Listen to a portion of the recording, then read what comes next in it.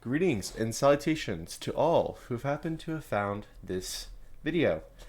Uh, we are going to go right back on our usual track record of reviewing, talking, whatever you want to call it, anime, manga, light novels, and potentially visual novels. So I want to get crazy and funky with everything. But for now, we're just going to be talking about anime. It's also manga, but we're going to be looking more on the anime side of things because that's what's really been blowing everyone's minds. And what we're going to be talking about today, drumroll please, you already read the title, Jujutsu Kaisen.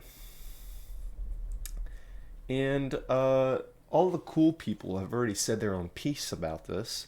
They've already spoken their own mind. And I'm late, as per usual. But I do want to sit at the cool kids table, and I do hope there's at least one seat left for me to sit in. And I'm going to be giving my own peace of mind on the show. And spoiler, it's probably not going to be all that much different from what everyone else is saying, unfortunately. For all those who don't know what the series is, quick and easy summary. Your run-under-the-mill teenage superhuman boy eats a finger to save his friends from death by demons.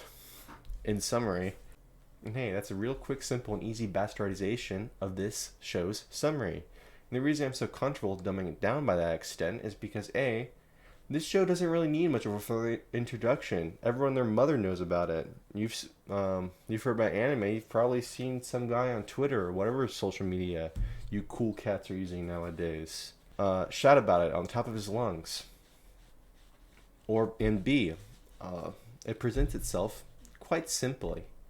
It's not complicated in the slightest. It presents itself. It tells you its story, introduces its characters, and gets to what people want to see, which is people punching things real good. I'm worried that I've bit negatively, but spoiler warning, I foreshadowed this earlier.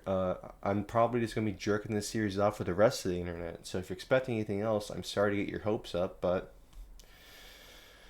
here I am.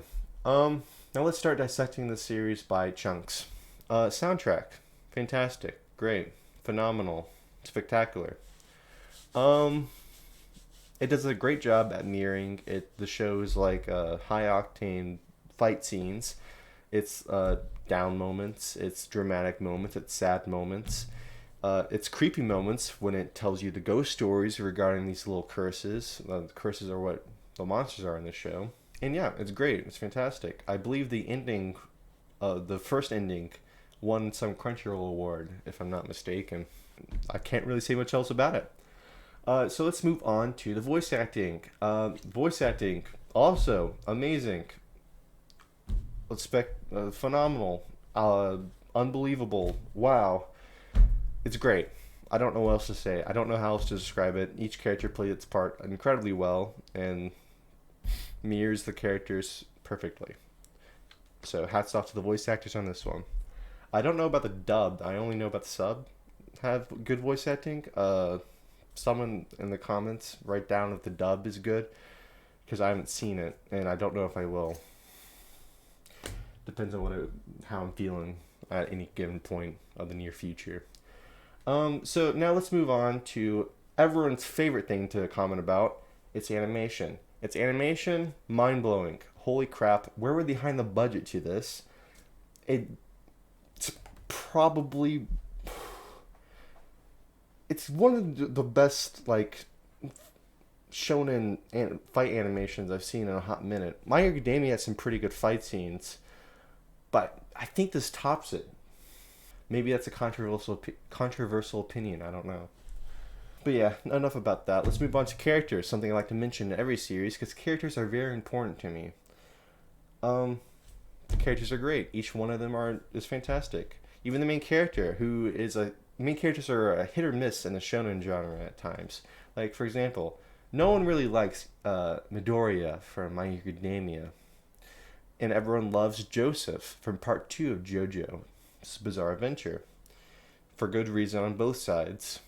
And Itadori Yuji, I think, is an excellent main character. And a character in general. He's very fun, playful, not annoying. All the good qualities you want to see in a main character. And the rest of the cast are equally as colorful and unique and quirky. There's a character who his entire thing is that he beats the living hell out of anyone that has inferior taste of woman than him. And he has like inner monologues with his imaginary girlfriend during fight scenes where they talk about the enemy's attacks, weaknesses, and whatnot. Very fun stuff. You're missing out if you haven't seen it already. And another one thing I like to mention is that this is a shonen series, like One Piece and My Academia and whatnot. And typically in those shows, like either like hard work or the power of friendship gets them through. But this one takes a lot more of a darker turn. It's a lot more of a darker shonen series, a lot more blood and gore, and it constantly talks about how why each character is doing this, even when death is imminent. During every fight, they could die at any given moment, but they do it anyways, and the reasons why each character does this is constantly re-explored, especially Itadori Yuji's, whose death sentence is pretty much written in stone, but maybe it's not. Who knows what the future has in told for this story. And this is the part where I move on to some of the more negative aspects on why someone probably wouldn't like this show. There's a hipster reason why, and it's popular so I don't like it reason always exists in circumstances such as these. And then there's B. The story is pretty predictable. It does have its moments where it's like, oh wow, I didn't expect that to happen. But for the most part, it's pretty predictable. But at the same time, it's a shonen series. You're not really watching Death Note. You're watching a action shonen series. You shouldn't really be expecting some sort of brain games. So I don't really see why people complain about that so much, because that's the number one complaint I see at times. Is that people think it's quite predictable, but at the same time, it doesn't really need to be unpredictable to be entertaining. And I think that's it. I think the Volcano guy's character design was kind of lame. It reminded me a bit too much of Mike Wazowski. But yeah, I think that's it for the complaints. The show's pretty solid. It doesn't really do much. It's not really revolutionizing the shonen series. I think it's putting a new standard on shonen anime, which is a good thing. It's showing, pumping up the production style. Where are they hiding the budget to the show? And I guess maybe other studios can probably replicate the same thing, or at least close to it. It's always good to see a bump up in quality, or a potential bump up in quality. But I don't know if that's actually going to happen. Anyways, I can also give a series a good pat on the back for when they try to explain fight scene monologues. We've all seen them. For anyone who doesn't know what I'm talking about, if you've seen any fight scene in any anime, we've always seen like the spectators give like full explanations on each character's split-second fight move, or like a character will have like an entire like life story flashing like in front of the viewer's eyes, and like and he's falling, and all this happens in a split second. We've all seen stuff like that happen, and this series does have an explanation for it, which I think is pretty funny. For all those who watch the series and don't know what I'm talking about because it flew over their head, and I don't really blame them, the series has a system where if you explain your like curse technique power, I think it's called, I don't know the specific term for it, but if you explain how your power works, it becomes more effective and stronger. And I think that's a really cool and funny way to go around it. It's a pretty solid series in all other aspects.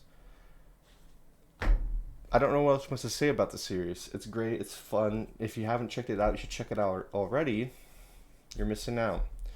And someone in the comments recommended that I say a similar anime to this, or a similar series to this. And so I'm going to say a similar series to this would be Chainsaw Man. It's still a manga. It has an anime adaptation announced. It hasn't come out yet. I don't even think the date of when it's going to be put out has been announced either. I think it's only been like, hey, keep an eye out for it. It's similar aspects to it because I've read the source material on both, and I've also seen the Jujutsu Kaisen anime. But I've read the Chainsaw manga, and the similarities are that like it has a much more of a darker tone than most other shonen series do. You know, a lot more blood and gore, and a lot more grotesque monsters, a lot more death. Both main characters are only like like half human. All the characters are a little insane in both series. So yeah, I'd say they're quite similar.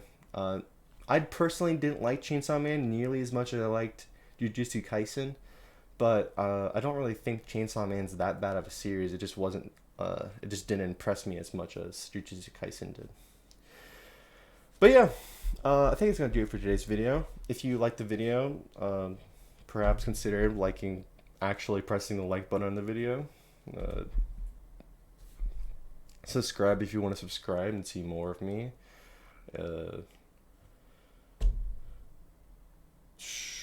Comment if you have anything to say.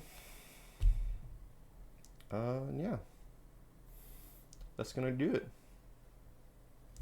So, I guess I'll see you guys next time. Farewell.